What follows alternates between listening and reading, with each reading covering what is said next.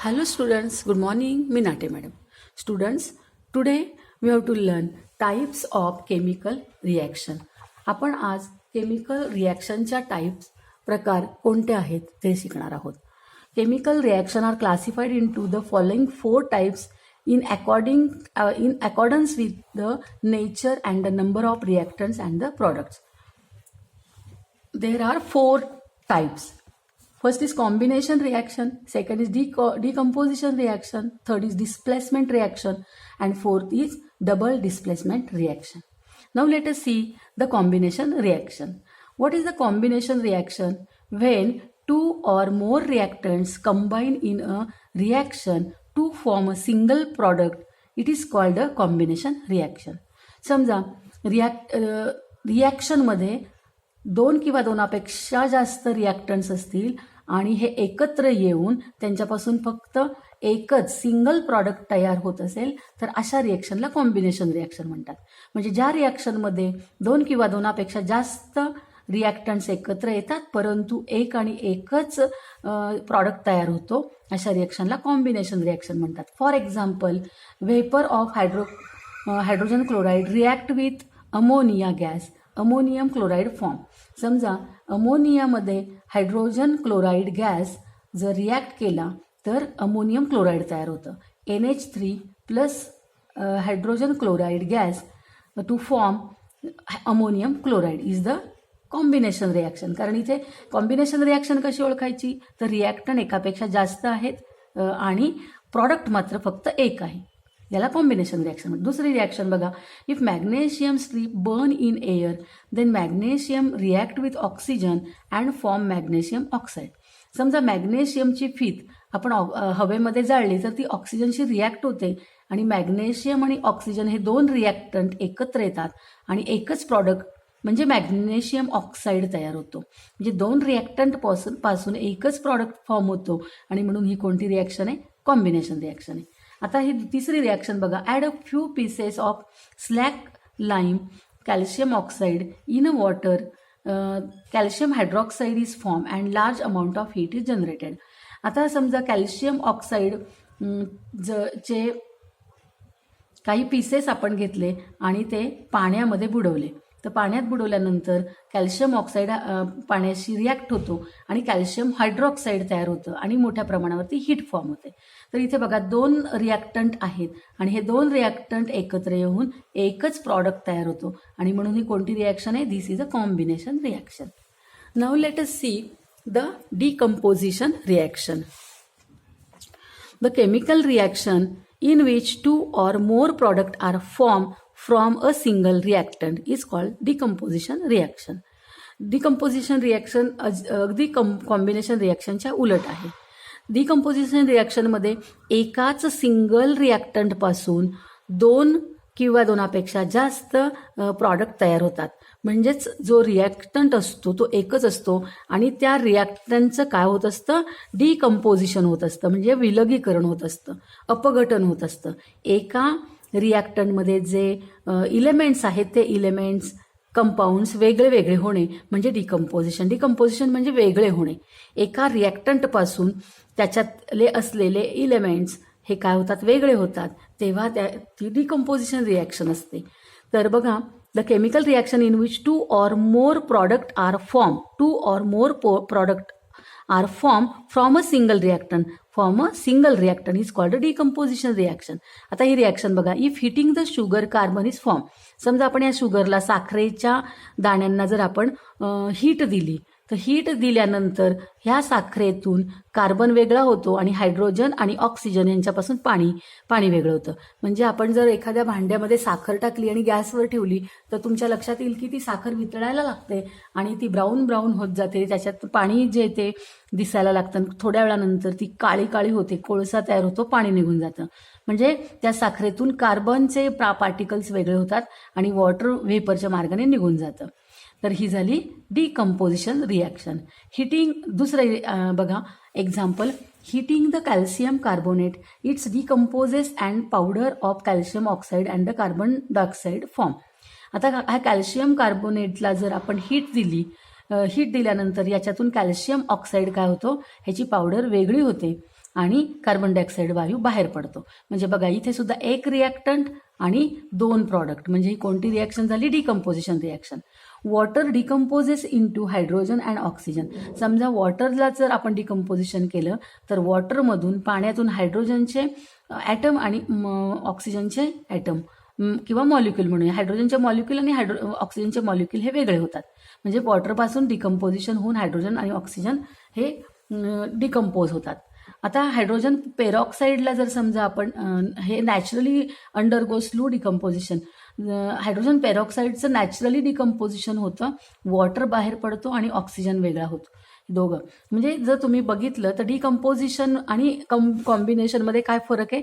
तर कॉम्बिनेशनमध्ये 2 किंवा 2पेक्षा जास्त रिॲक्टंट असतात आणि एक प्रॉडक्ट तयार होतो. आणि डिकम्पोजिशनमध्ये एकच रिॲक्टंट असतो आणि त्याच्यातून 2 किंवा 2पेक्षा जास्त प्रॉडक्ट तयार होतात. तर अशा पद्धतीने आपण हे ओळखू शकतो. आता डिस्प्लेसमेंट रिॲक्शन. तर डिस्प्लेसमेंटचा अर्थच असा होतो की डिस्प्लेसमेंट म्हणजे एका ठिकाणाहून दुसऱ्या ठिकाणी घालवणे किंवा जाणे. तर इथे सुद्धा एक इलेमेंट दुसऱ्या इलेमेंटला काय करतो? जागा घेतो त्याची, त्याला घालवतो. तर बघा, the reaction in which the place of the ion of a less reactive element in a component is taken by another more reactive element by formation of its own ions is called the displacement reaction. Displacement रिॲक्शनमध्ये less reactive जो element असतो, less reactive element असतो in a कंपोनंटमधला is taken by another more reactive element by formation. आता ह्या कंपोनंटमध्ये जो less reactive element असतो त्या लेस रिॲक्टिव्ह इलेमेंटला मोर रिॲक्टिव्ह इलेमेंट काय करतो?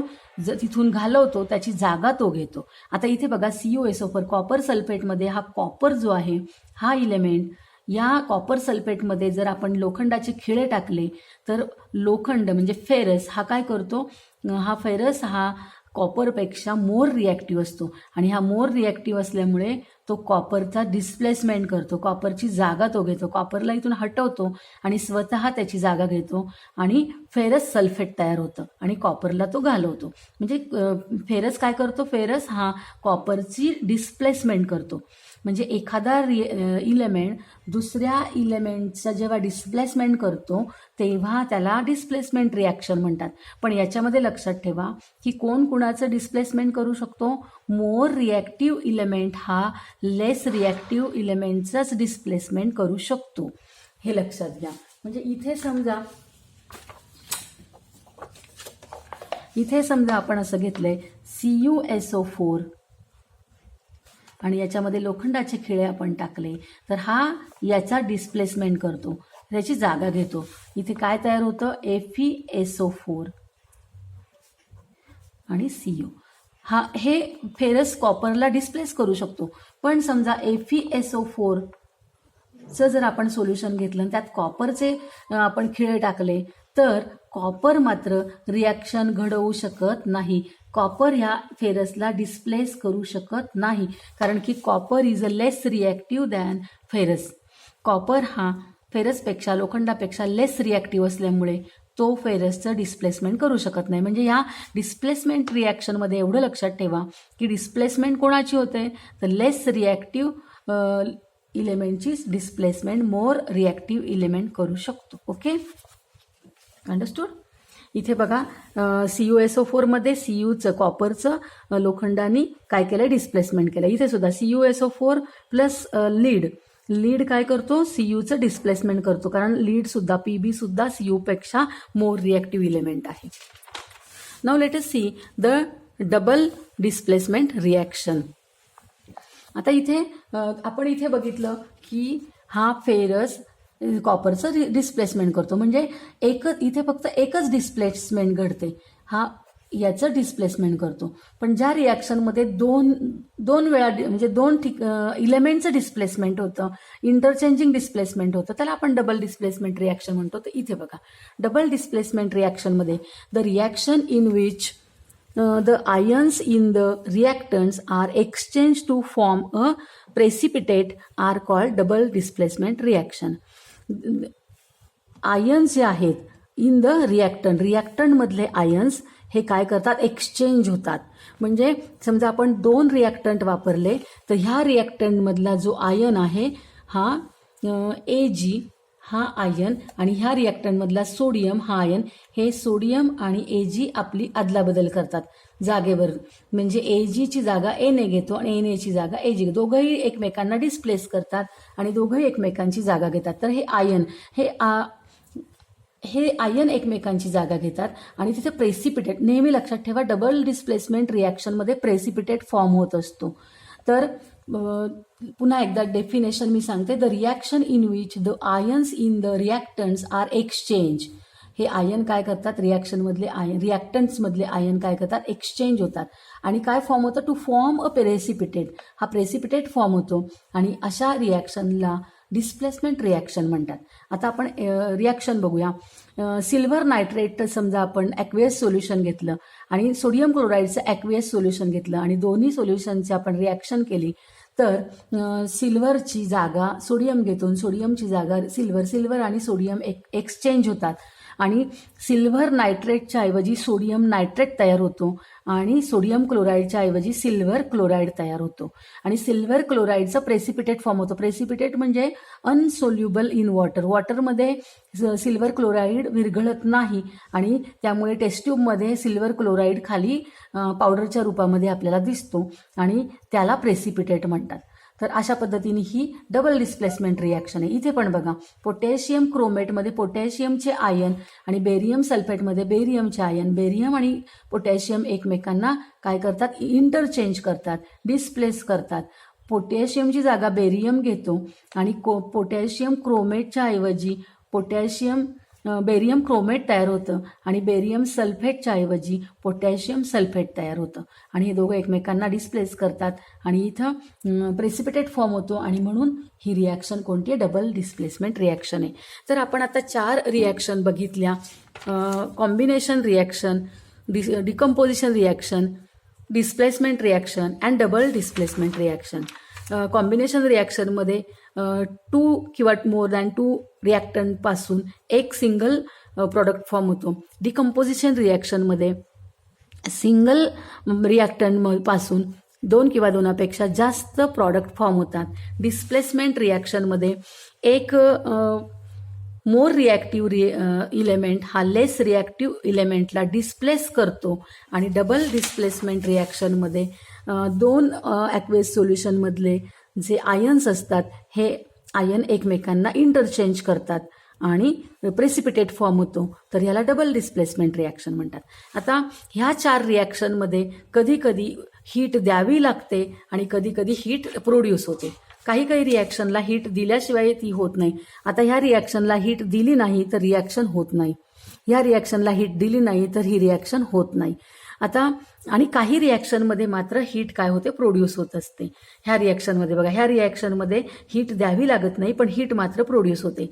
तर आपण हीट ज्या रिॲक्शनला हीट द्यावी लागते त्या रिॲक्शनला काय म्हणतात, एंडोथर्मिक रिॲक्शन म्हणतात आणि ज्या रिॲक्शनमधून हीट निर्माण होते, प्रोड्यूस होते त्या रिॲक्शनला एक्झोथर्मिक रिॲक्शन असं म्हणतात. तर एंडोथर्मिक रिॲक्शनमध्ये काय होतं, during endothermic chemical reaction heat is either absorb from the surroundings or has to be supplied continuously from the outside. Endothermic रिॲक्शनमध्ये काय होतं, हीट सप्लाय करावी लागते किंवा सराउंडिंगमधली जी हीट आहे ती हीट यूज केली जाते. तर बघा इथे उदाहरण, heating the calcium carbonate to form calcium oxide. Calcium कार्बोनेटला जर हीट दिली तर कॅल्शियम ऑक्साईड फॉर्म होतो. इथं हीट दिल्यामुळे ही कोणती रिॲक्शन आहे, एंडोथर्मिक रिॲक्शन आहे. आणि इथे बघा, during exothermic chemical reaction heat is given away when reactants are transform into product. जेव्हा रिॲक्टंटपासून प्रॉडक्ट तयार होतात आणि मोठ्या प्रमाणावरती हीट पण प्रोड्यूस होते तर अशा रिॲक्शनला एक्झोथर्मिक रिॲक्शन म्हणतात. तर ही रिॲक्शन कशी लिहिली जाते बघा, उदाहरणार्थ कॅल्शियम ऑक्साईड पाण्यामध्ये टाकले तर त्या कॅल्शियम ऑक्साईड पाण्यात टाकल्यानंतर कॅल्शियम हायड्रॉक्साईड हा प्रॉडक्ट मिळतो आणि मोठ्या प्रमाणावरती हीट निर्माण होते आणि ती हीट अशा पद्धतीने दाखवतात. आता रिॲक्शन दिल्यानंतर ओळखायच्या कशा रिॲक्शन, तर ज्या रिॲक्शनमध्ये हे चिन्ह दिसेल किंवा इथं हीट किंवा टेम्परेचर दिसेल तर ती एंडोथर्मिक रिॲक्शन ओळखायची. आणि ज्या रिॲक्शनमध्ये हे चिन्ह नसतं पण प्रॉडक्टमध्ये हीट लिहिलेली असते त्या रिॲक्शनला एक्झोथर्मिक रिॲक्शन असं म्हणायचं. तर आपल्याला रिॲक्शन दिलेल्या असल्यानंतर त्या रिॲक्शन ओळखता सुद्धा येतात. आपल्याला कॉम्बिनेशन रिॲक्शन सुद्धा ओळखता येते. नुसती रिॲक्शन दिलेली असताना आपण त्या रिॲक्शन ओळखू शकतो की त्या कोणत्या रिॲक्शन आहे. कॉम्बिनेशन रिॲक्शन कोणती, डिस्प्लेसमेंट कोणती, डिकम्पोजिशन रिॲक्शन कोणती, ह्या रिॲक्शन आपण नुसत्या बघून सुद्धा ओळखू शकतो. एक्झाम्पल बघूया आपण आता. इथे बघा, identify the endothermic and exothermic reaction. आता HCl plus NaOH arrow NaClH2. आता इथे हीट आहे, मग ही कोणती रिॲक्शन असणार आहे? प्रॉडक्टमध्ये हीट असल्यामुळे ही कोणती रिॲक्शन असणार? ही एक्झोथर्मिक रिॲक्शन आहे. आता इथे बघा, इथे हीट हा आपल्याला साईन दिली आहे म्हणजे इथे काय आहे, याला तुम्हाला हीट द्यावी लागते म्हणून ही कोणती रिॲक्शन आहे? ही एंडोथर्मिक रिॲक्शन आहे. ही एंडोथर्मिक रिॲक्शन आहे. आता इथे बघा, हीट काय झालेली आहे? प्रोड्यूस झाली आहे. ही हीट प्रोड्यूस झाली म्हणजे ही कोणती रिॲक्शन? एक्झोथर्मिक रिॲक्शन आहे. आता इथे ही साईन काय दाखवतो की हीट दिली गेली आहे. हीट दिली गेली आहे म्हणजे ही कोणती रिॲक्शन आहे? ही एंडोथर्मिक रिॲक्शन आहे. म्हणजे नुसत्या रिॲक्शनवरनं आपण ओळखू शकतो की कोणती रिॲक्शन आहे, एक्झोथर्मिक आहे का एंडोथर्मिक आहे. आता इथे बघा, identify from the following reaction the reactance and that undergoes oxidation and reduction. आता ऑक्सिडेशन आणि रिडक्शन शिकायचं आहे आपल्याला, त्यामुळे हा क्वेश्चन आपण ऑक्सिडेशन आणि रिडक्शन या व्हिडिओ लेक्चरमध्ये बघणार आहोत. आता इथे बघा, मॅच द कॉलम BaCl2 आणि ZnSO4. तर ह्याचा कॉलम कोणता, याचा प्रॉडक्ट कोणता असणार आहे? हा असणार आहे बघा, BaCl2 plus ZnSO4 BaSO4 ZnCl2 काय होतं इथं. आता ही कोणती रिॲक्शन असणार आहे? बेरियम आणि Zn काय झालेत? एक्सचेंज झालेत म्हणजे ही कोणती रिॲक्शन असणार आहे? डबल डिस्प्लेसमेंट रिॲक्शन असणार आहे. आता बघा, इथे एकच प्रॉडक्ट आहे, एकच रिॲक्टंट आहे आणि AgCl कुठे दिसतोय आपल्याला? इथे दिसतोय. त्यामुळे याची ही पेअर आहे आणि एका रिॲक्टंटपासून दोन प्रॉडक्ट म्हणजे ही कोणती रिॲक्शन झाली? कॉम्बिनेशन रिॲक्शन झाली. आता बघा, CuSO4 प्लस Fe हे दोन कोण आहेत? हे CuSO4 प्लस Fe. तर काय दिसते? इथे दिसते बघा, FeSO4. आता इथे काय झालेलं आहे की फेरसनी कॉपरला काय केलंय? फेरसनी या कॉपरला डिस्प्लेस केलंय म्हणजे कोणती रिॲक्शन असणार आहे? डिस्प्लेसमेंट रिॲक्शन असणार आहे. आता इथे बघा, H2O अँड CO2 याच्यापासून काय फॉर्म झालाय? तर H2CO3 फॉर्म झालेला आहे. म्हणजे दोन रिॲक्टंटपासून सिंगल प्रॉडक्ट म्हणजे हा आहे. मग दोन रिॲक्टंटपासून सिंगल प्रॉडक्ट म्हणजे कोणती रिॲक्शन झाली? तर ही डिकम्पोजिशन रिॲक्शन झाली. तर अशा पद्धतीने आपण रिॲक्शन बघून त्या कोणत्या रिॲक्शन आहे हे ओळखू शकतो. तर स्टुडंट, तुम्हाला आजचं व्हिडिओ लेक्चर आवडलं का? तुम्हाला समजलं का? जर तुम्हाला व्हिडिओ लेक्चर आवडलं असेल तर तुम्ही व्हिडिओला लाईक करा आणि जर अजून तुम्ही चॅनलला सबस्क्राईब केलं नसेल तर जरूर सबस्क्राईब करा. थँक्यू.